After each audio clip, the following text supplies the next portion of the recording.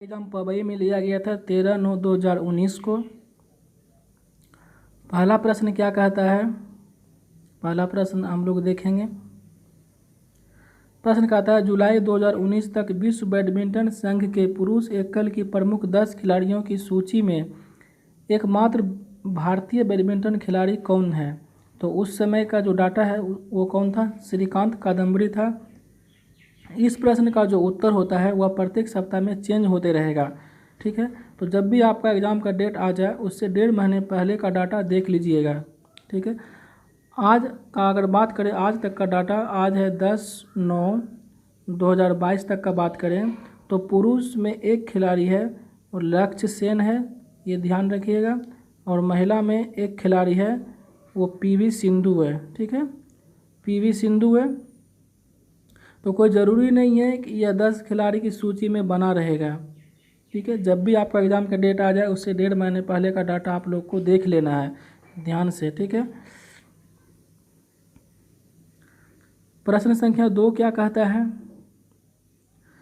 किस भारतीय शहर को जुलाई 2019 में यूनेस्को की विश्व धरोहर स्थलों की सूची में शामिल किया गया?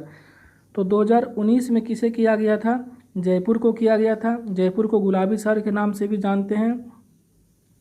बात करें 2021 की, तो 2021 में जो है 2 धरोहर स्थल को शामिल किया गया है। पहला रामपा मंदिर है, यह तेलंगाना में है। भगवान शिव, विष्णु और सूर्य को समर्पित यह मंदिर है। दूसरा जो है वो धौलावीर है। धौलावीर आपको मालूम है हड़प्पा सभ्यता का ऐतिहासिक स्थल है। यह गुजरात के कच्छ के रण में है। ठीक है, ये बात भी आपको ध्यान रखना है। अब देखेंगे प्रश्न संख्या 3 में क्या कहता है। प्रश्न संख्या 3 कहता है निशा गांधी नृत्य उत्सव भारत के किस शहर में मनाया जाता है? तो कहाँ पे मनाया जाता है? तिरुवनंतपुरम में। प्रश्न संख्या 4 क्या कहता है? 2019 में साहित्य और शिक्षा के क्षेत्र में किसे पद्म भूषण से सम्मानित किया गया था? तो किसे किया गया था? कुलदीप नायर जी को किया गया था। साहित्य और शिक्षा के क्षेत्र में पद्म भूषण से सम्मानित किया गया था। प्रश्न संख्या 4 क्या कहता है? निम्न कोयले के प्रकारों को कार्बन घटक के घटते क्रम में क्रमबद्ध करना है। ठीक है, कार्बन घटक के घटते क्रम में करना है। तो देखिए, पीट में जो होता है लगभग 27% कार्बन की मात्रा होती है। एंथ्रासाइड में 94 से 98 तक हो जाती है। लिग्नाइट में 28 से 30% तक होती है। बिटमिनस में 77 से 86% तक होती है। तो घटते क्रम की बात करें तो क्या हो जाएगा? सबसे ज़्यादा किस में? एंथ्रासाइड में, फिर बिटुमिनस में, फिर लिग्नाइट में, फिर पीट में। ठीक, तो हमारा तीसरा जो ऑप्शन है वो बिल्कुल सही है। प्रश्न संख्या 6 देखते हैं क्या कहता है।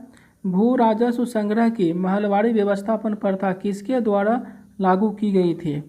तो ये जो है हॉल्ट मैकेंजी के द्वारा लागू किया गया था। इन्होंने 1819 में जो है महलवाड़ी व्यवस्थापन प्रथा का प्रस्ताव लाया था और 1822 ईस्वी में क्या किया था? कानूनी रूप से इसको पारित कर दिया गया था। यानी कि पारित कब से हो गया था? 1822 ईस्वी से। ये बात भी आपको ध्यान रखना है। अभी ऑप्शन में क्या आया? Hector Munro. ठीक है, तो हेक्टर मुनरो के बारे में भी थोड़ा जान लेते हैं। तो हेक्टर मुनरो जो थे, जो बक्सर का युद्ध हुआ था उसमें अंग्रेज का जो सेना था उसके तरफ से यह सेनापति था। ठीक है, बक्सर का युद्ध कब हो गया था? 22 अक्टूबर 1764 को बक्सर का युद्ध हुआ था। उसमें जीत किसका हो गया था? हेक्टर मुनरो का हो गया था। और किसके किसके बीच युद्ध हुआ था? तो यह शाह आलम द्वितीय था, शुजाउद्दौला था और मीर कासिम था। ठीक है, जीत हो गया था हेक्टर मुनरो का। अब इसमें रॉबर्ट क्लाइव भी ऑप्शन में दिया है, तो इसके बारे में थोड़ा जान लेते हैं। तो रॉबर्ट क्लाइव जो थे ये इन्होंने प्लासी का युद्ध में लड़ा था। तो प्लासी का युद्ध किसके किसके बीच हो गया था? रॉबर्ट क्लाइव और सिराजुद्दौला के बीच में हुआ था। जीत रॉबर्ट क्लाइव का हुआ था। और युद्ध कब हुआ था?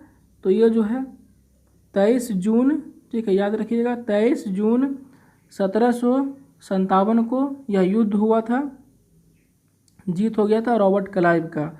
रॉबर्ट क्लाइव को न अंग्रेज का जो क्या कहता है, एक तरह से अंग्रेज शासन का जो एक तरह से संस्थापक रॉबर्ट क्लाइव को ही माना जाता है।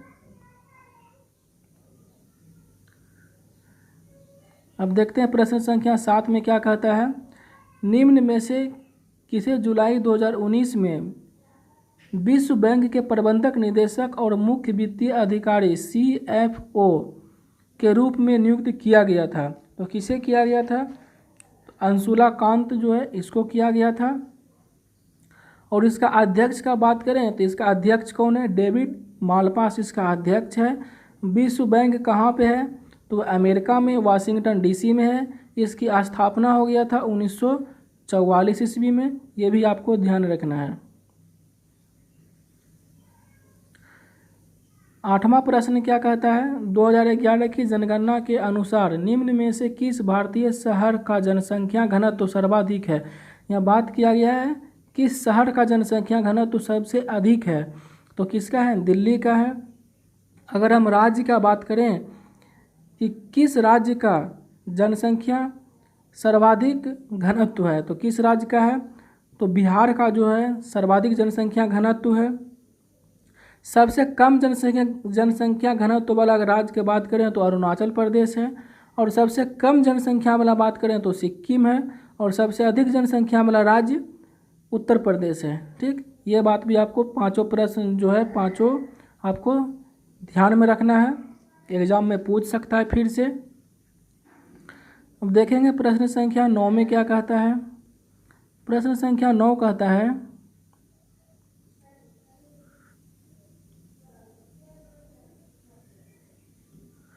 सार्वभौमिक गुरुत्वाकर्षण स्थिरांक G के मान की खोज किसने किया था? तो कौन किया था? हेनरी कैवेंडिश ने G का मान खोज किया था। सर आइजैक न्यूटन के बारे में दिया है, तो आइजैक न्यूटन के बारे में थोड़ा जान लेते हैं। ये कहाँ का? इंग्लैंड का है। इन्होंने क्या किया था? गुरुत्वाकर्षण का नियम और गति के सिद्धांत की खोज किया था न्यूटन ने। अल्बर्ट आइंस्टीन के बारे में जानते हैं। ये कहाँ का? जर्मनी का है। ये क्या किया था? सापेक्षता के सिद्धांत और द्रव्यमान ऊर्जा का जो समीकरण है E=mc²। ठीक है, क्या किया था? E= mc² का जो फार्मूला है ये कौन खोज किया था? अल्बर्ट आइंस्टीन ने किया था।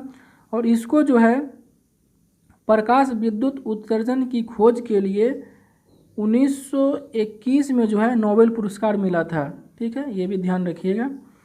रिचर्ड फाइनमैन की अगर बात करें तो इनको 1966 में जो है भौतिकी का नोबेल पुरस्कार मिला था। ठीक है, ये सब सारी बात भी आपको ध्यान में रखना है। आते हैं प्रश्न संख्या 10 पे। प्रश्न संख्या 10 क्या कहता है। किस भारतीय कलाकार ने 2019 के लिए द्विवार्षिक जॉन मीरो पुरस्कार जीता? तो कौन जीता था? नलिनी मलानी इन्होंने जीता था। देखेंगे प्रश्न संख्या 11 में क्या कहता है। निम्न में से कौन सा एक जल जनित रोग नहीं है? तो देखिए खसरा जो है ये हवा से हवा में फैलने वाला रोग है। देखेंगे प्रश्न संख्या 12 में क्या कहता है। इसरो के मार्गदर्शन में एक भारतीय विश्वविद्यालय द्वारा निर्मित उस पहले उपग्रह का नाम बताइए जो संदेश संग्रह और अग्रसारण संचालन संबंधी तकनीकों को प्रदर्शित करेगा। ठीक है, तो कौन सा है? वो अनुसैट है। इसमें ऑप्शन में दिया है एस्टूडसैट। ठीक है, इसके बारे में थोड़ा जान लीजिए। यह जो है इंडिया का फर्स्ट पिको सैटेलाइट है। क्या है? फर्स्ट पिको सैटेलाइट है। पिको सैटेलाइट का मतलब हुआ कि यह जो है 1 kg से कम का सैटेलाइट था यह। और इसका जो निर्माण कौन किया था? तो कर्नाटक और आंध्र प्रदेश के कॉलेज का जो 7 इंजीनियर मिल करके इसका निर्माण किया था। ठीक है, ये भी ध्यान में रखिएगा। मैंने आपको क्या ध्यान रखना है कि इंडिया का फर्स्ट पिको सैटेलाइट कौन है? तो एस्टूडसैट, ये आपको ध्यान में रखना है। अब प्रश्न संख्या 13 में देखिए क्या कहता है। निम्न में से किस प्रकार की मिट्टी विशेषतः दक्कन पठार के पश्चिमोत्तर दक्कन पठार पर फैली हुई है। तो कौन सी मिट्टी है? वह काली मिट्टी है। जलोढ़ मिट्टी की बात करें तो यह भारत के उत्तरी भाग में पाया जाता है। लेटराइट मिट्टी को अम्लीय मिट्टी भी कहते हैं। प्रश्न संख्या 14 में देखते हैं क्या कहता है। भारतीय संविधान के किस मौलिक अधिकार के अंतर्गत सभी अल्पसंख्यकों को, चाहे वे धर्म के आधार पर हों या भाषा के आधार पर, उन्हें अपनी इच्छा अनुसार शिक्षण संस्थानों की स्थापना और उनकी प्रबंध का अधिकार है? तो यह किस मतलब कौन सा यह अधिकार है? तो सांस्कृतिक और शिक्षण का जो अधिकार है, इसके अनुसार से वह क्या कर सकता है? शिक्षण स्थान का स्थापना कर सकता है। ठीक है। और इसमें अगर बात करें धर्म की स्वतंत्रता का जो अधिकार है, यह किस अनुच्छेद में है? तो यह 25 से लेकर के 28 तक में है, इसका वर्णन किया गया है। संस्कृत और शिक्षण का जो अधिकार है, यह 29 और 30 में किया गया है। स्वतंत्रता का अधिकार का जो बात है, यह 19 से लेकर के 22 तक में है, ये ध्यान में रखिएगा। इसमें एक और दिया है चौथा नंबर ऑप्शन में, समानता का अधिकार। ठीक है। तो समानता का जो अधिकार है, यह अधिकार 14 से लेकर के अनुच्छेद 18 तक है। ठीक है। समानता का अधिकार कहाँ से किस अनुच्छेद तक है? अनुच्छेद 14 से 18 तक है। एक और आप ध्यान रखिएगा, मूल अधिकार जो है ना, मूल अधिकार जो है अनुच्छेद 12 से लेकर के 35 तक कुल मूल अनुच्छेद का वर्णन किया गया है।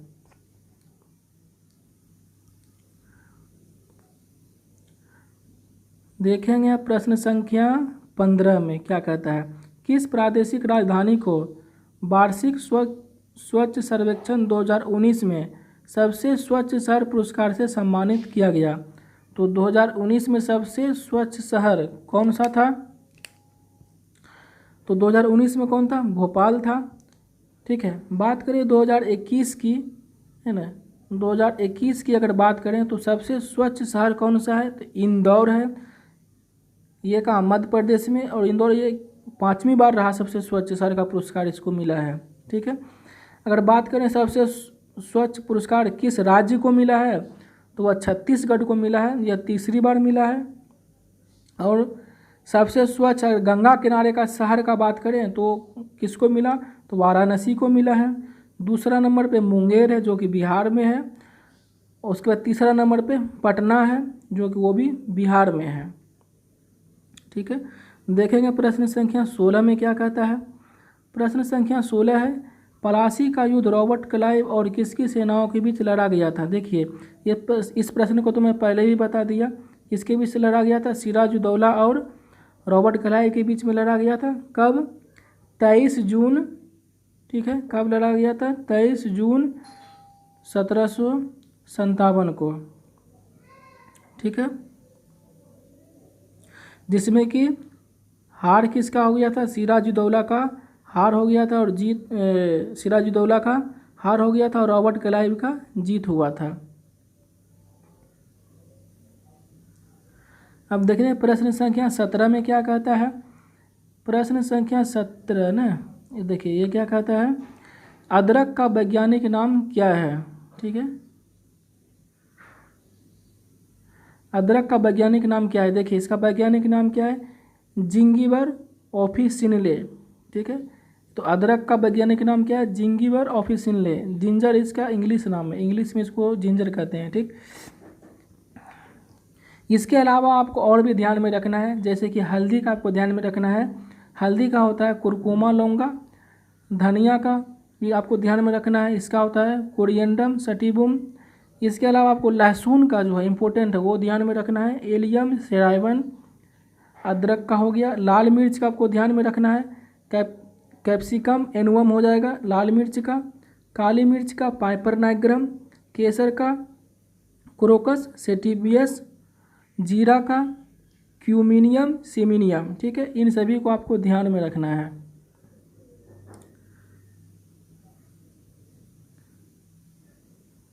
हम बात करते हैं प्रश्न संख्या 18 में। ठीक है, प्रश्न संख्या 18 क्या कहता है? निम्न पर्वत 18 क्या कहता है? निम्न पर्वत श्रेणियों को उनकी स्थिति के अनुसार उत्तर से दक्षिण की ओर क्रमबद्ध करें। ठीक है, तो ये जो ऑप्शन में दिया हुआ है इसके अनुसार क्या हो जाएगा? उत्तर से दक्षिण की ओर पीर पंजाल हो जाएगा, उसके बाद फिर अरावली की पर्वत है, फिर विंध्याचल पर्वत हो जाएगा, फिर सतपुरा पर्वत हो जाएगा। यानी इस ऑप्शन के अनुसार जो है 2 नंबर हमारा बिल्कुल सही है। मैं आपको जितने भी उत्तर से लेकर के, है ना, उत्तर से लेकर के जितने भी दक्षिण तक क्या कहते हैं पर्वत श्रेणी है वो सभी मैं आपको बता देता हूँ, आपको ध्यान में रखना है। तो देखिए सबसे पहला नंबर पे है काराकोरम और कैलाश। ये दोनों जो है भारत एवं चीन के बॉर्डर पे है। काराकोरम और कैलाश ये दोनों भारत चीन के बॉर्डर पे है। दूसरा नंबर पे आता है लद्दाख पर्वत श्रेणी जो कि लद्दाख में है। तीसरा पे आता है जास्कर श्रेणी, यह जम्मू कश्मीर में है। 4 नंबर पे आता है पीर पंजाल पर्वत श्रेणी, ये भी जम्मू कश्मीर में है। अरावली पर्वत श्रेणी यह गुजरात, राजस्थान और दिल्ली में है। 6ठा नंबर पे है विंध्याचल पर्वत श्रेणी, यह मध्य प्रदेश में है। 7वां नंबर पे है सतपुरा की पहाड़ी, यह मध्य प्रदेश में है। 8वां नंबर पे आता है अजंता श्रेणी, यह महाराष्ट्र में है। तो ये 8 जो है, 8 आपको ध्यान रखना है। ये 8 क्या है? उत्तर से दक्षिण की ओर क्या है? उत्तर से दक्षिण की ओर क्रमबद्ध है। तो ये आपको ध्यान में रखना है और यह काफ़ी इम्पोर्टेंट क्वेश्चन है। हम देखेंगे प्रश्न संख्या 19 में क्या कहता है।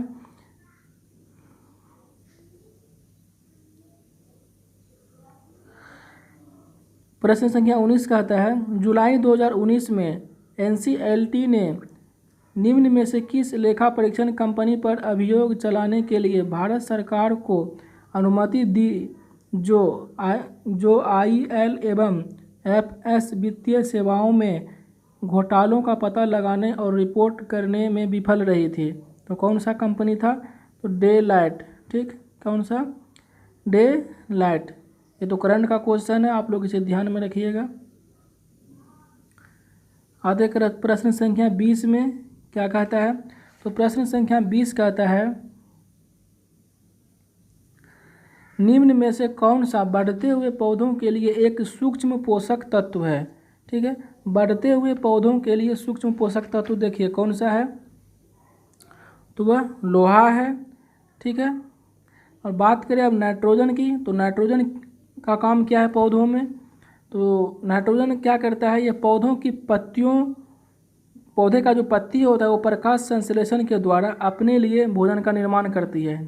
ठीक है, नाइट्रोजन की उपस्थिति के कारण जो है पौधों की पत्तियां प्रकाश संश्लेषण के द्वारा अपने लिए भोजन का निर्माण करती है। गंधक का अगर बात करें तो गंधक क्या करता है? पौधों के जो हरे भाग होता है उसमें गंधक पाया जाता है। जैसे कि सरसों का पेड़ होता है ना, उसमें ज़्यादा गंधक की मात्रा होती है। बात करें फास्फोरस का क्या काम है? तो फास्फोरस जो है फूल, पौधे में फूल का निर्माण करता है, फल का निर्माण करता है, बीज का निर्माण करता है। यानी फूल से लेकर के बीज तक का जो निर्माण होता है उसमें फास्फोरस का योगदान रहता है और यह रोग प्रतिरोधक क्षमता को भी बढ़ाता है। देखेंगे प्रश्न संख्या 21 में क्या कहता है। 21 नंबर प्रश्न है संपत्ति का अधिकार किस संवैधानिक संशोधन द्वारा हटाया गया? तो हटाया गया था कब? 44वें संविधान संशोधन के द्वारा। कब हटाया गया था?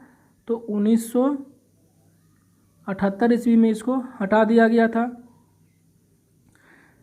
42वें संविधान संशोधन जो हुआ था वो कब हो गया था? 1976 ईस्वी में हुआ था। इसके द्वारा क्या किया गया था कि सर्वोच्च न्यायालय और उच्च न्यायालय की शक्ति को कम करने का कोशिश किया गया था इसके द्वारा। ठीक है, उसके बाद क्या हो गया था? 1900 जस्ट इसके अगले वर्ष 1977 में क्या हुआ था, 43वां संविधान संशोधन हुआ और इसके द्वारा क्या हुआ, उच्च न्यायालय और सर्वोच्च न्यायालय को एक विशेष अधिकार प्रदान कर दिया गया था। ठीक है, ये बात भी आपको ध्यान रखना है, 43वें संविधान संशोधन के द्वारा। ठीक है, 1977 में हुआ था।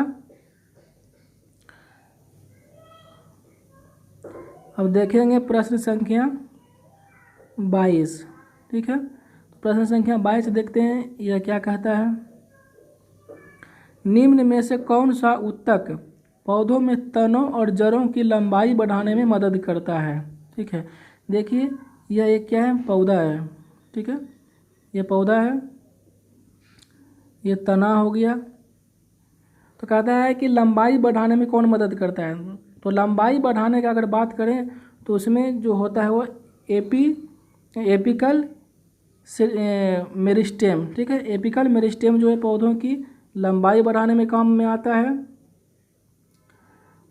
उसके बाद अगर हम बात करें किसका, इंटरकैलरी मेरिस्टेम का, अगर इंटरकैलरी मेरिस्टेम का बात करें तो ये क्या करता है, इसका काम क्या है, पौधे में तना जो फेंकता है ना, तो उसका उपस्थिति के कारण, इंटरकैलरी मेरिस्टेम के कारण पौधे में तना जो आता है उसके कारण आता है। इंटरकैलरी मेरिस्टेम जो है यह ज़्यादातर घास में पाया जाता है। घास को आप कितना बार भी काट दीजिएगा लेकिन वो जीवित ही रहता है। लेकिन अगर आप ताड़ का पेड़ हो गया, खजूर का पेड़ हो गया, इसको अगर बीच से काट दीजिएगा, ठीक है, इसको अगर हम बीच से काट देंगे, ताड़ का पेड़ को, खजूर का पेड़ को, तो ये फिर से दोबारा जीवित नहीं होता है। उसका क्या कारण है कि इस ताड़ का पेड़ में इंटरकैलरी मेरिस्टेम नहीं पाया जाता है। ठीक है, ये भी आपको ध्यान में रखना है। अब बात करें इसका क्या कहता है, लेटर, ये भी ऑप्शन में दिया है, लेटरल मेरिस्टेम। तो इसका क्या काम है कि पौधे में जो मोटापन होता है ना, पौधे की मोटाई को मोटा करना, इसका काम होता है लेटरल मेरिस्टेम का। पौधे की मोटाई को बढ़ाता है कौन, लेटरल मेरिस्टेम। ये भी आपको ध्यान में रखना है।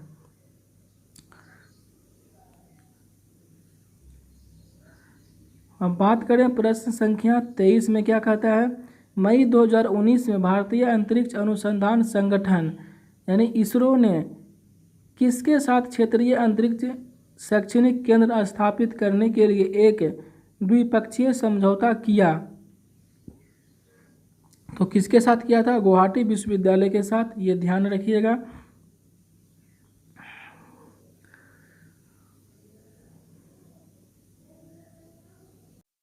अब देखिए प्रश्न संख्या 24 क्या कहता है, मसूलीपट्टम वर्तमान मछलीपट्टम शहर किस भारतीय नदी के डेल्टा पर स्थित है। तो देखिए मसूलीपट्टम जो है यह आंध्र प्रदेश में है और यह कृष्णा नदी की डेल्टा पर है। ठीक, इसके अलावा एक बहुत ही इम्पोर्टेंट है जो कि आपको ध्यान में रखना है, चिनसूरा। ठीक है, क्या है, चिनसूरा। ठीक है, चिनसूरा, इसको आपको ध्यान में रखना है। यह हुगली नदी पे है ना, यह जो यह हुगली नदी के किनारे है कलकत्ता में। ठीक है, ये आपको ध्यान रखना है।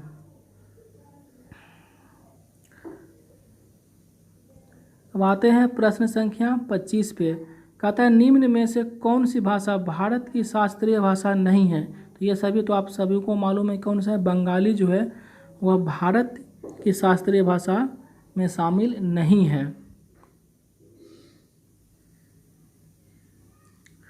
आते हैं प्रश्न संख्या 26 पे, क्या कहता है, भारत की जनगणना के अनुसार निम्न में से किस भारतीय राज्य में जनसंख्या घनत्व तो सबसे कम है। देखिए ये प्रश्न में पहले बता दिया, सबसे कम जनसंख्या घनत्व वाला राज्य कौन सा है, अरुणाचल प्रदेश। ठीक है, ये आपको ध्यान में रखना है।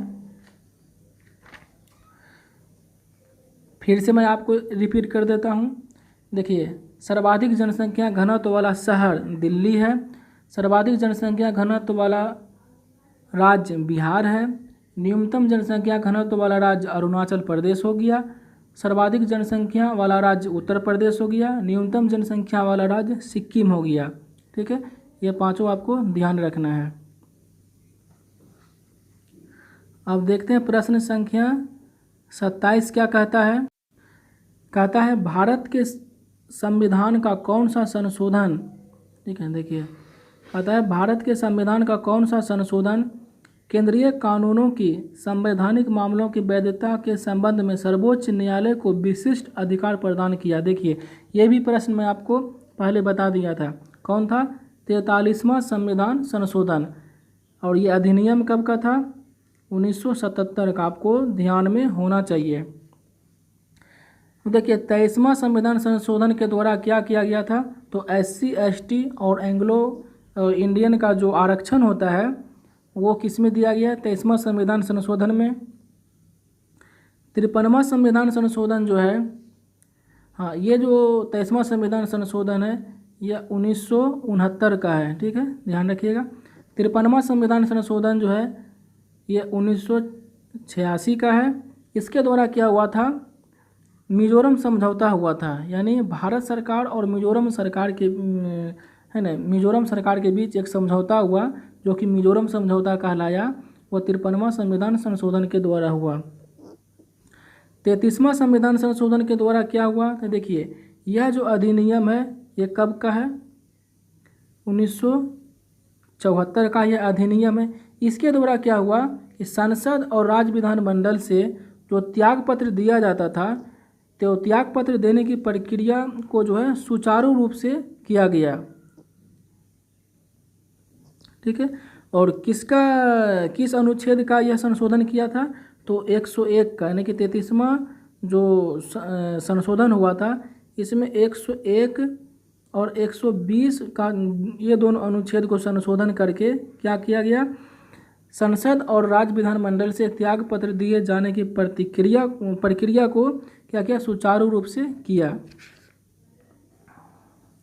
अब आते हैं प्रश्न संख्या 28 पे क्या कहता है।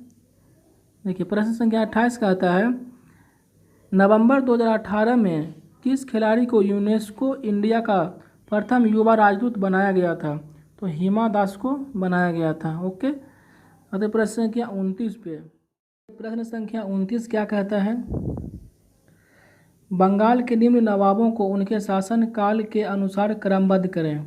ठीक है, तो बंगाल का प्रथम नवाब जो माना जाता है अलीबर्दीन खान को माना जाता है। यह जो नवाब रहा था यह 1740 से लेकर के 1756 तक यह बंगाल का नवाब रहा। ठीक है, 1740 से लेकर के 1756 तक यह बंगाल का नवाब रहा। इनका जो था न कोई पुत्र नहीं था, तो इन्होंने क्या किया, अपना नाती सिराजुद्दौला को उत्तराधिकारी बना दिया। ये कब से कब तक रहा था, तो 1756 से लेकर के 1757 तक सिराजुद्दौला नवाब बना रहा।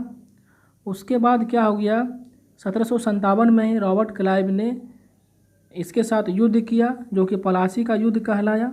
आपको बताए थे पलासी का युद्ध, जिसमें सिराजुद्दौला का हार हो गया।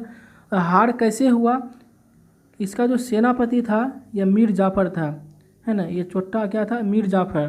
तो मीर जाफ़र क्या किया था, ये रॉबर्ट क्लाइव के साथ में मिल गया और सिराजुद्दौला को युद्ध में हरवा दिया। जब सिराजुद्दौला भागने लगा था तो भागते समय क्या किया था, मीर जाफ़र का पुत्र का नाम था मीरन। ठीक है, इसका पुत्र का नाम था मीरन। ठीक है, मीरन क्या किया था, सिराजुद्दौला का वध कर दिया।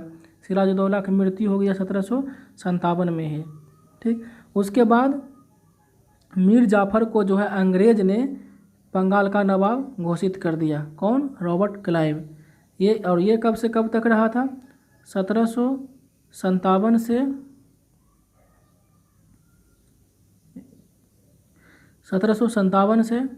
1760 तक रहा था। कौन, मीर जाफ़र।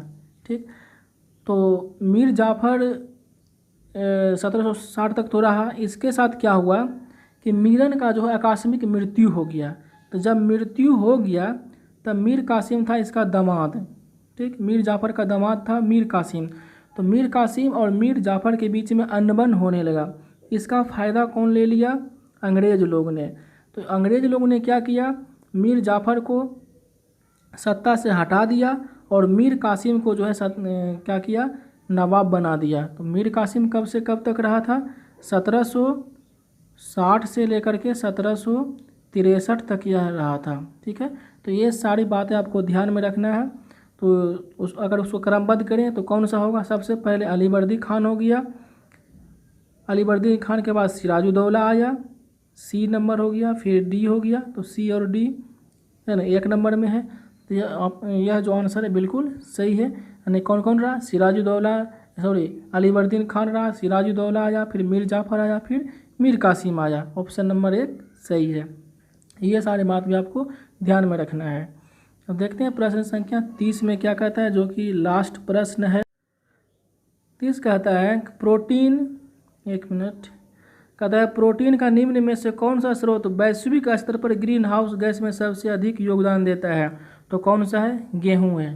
ठीक है, तो जीके का जो भी क्वेश्चन था यहीं यह समाप्त होता है। 30 क्वेश्चन पूछा जाता है वेस्टर्न रेलवे के द्वारा, है ना।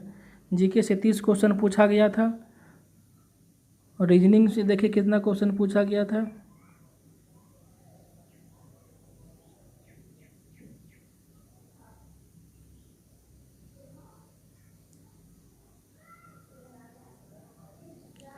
देखिए रीजनिंग से जो है कितना है, 40 क्वेश्चन रीजनिंग से पूछा गया है।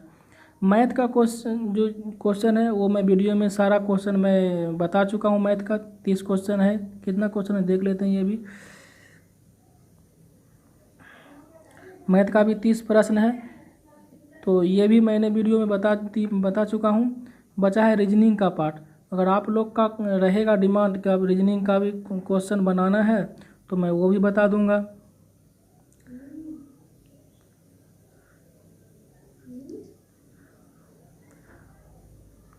तो ठीक है दोस्तों, जय हिंद।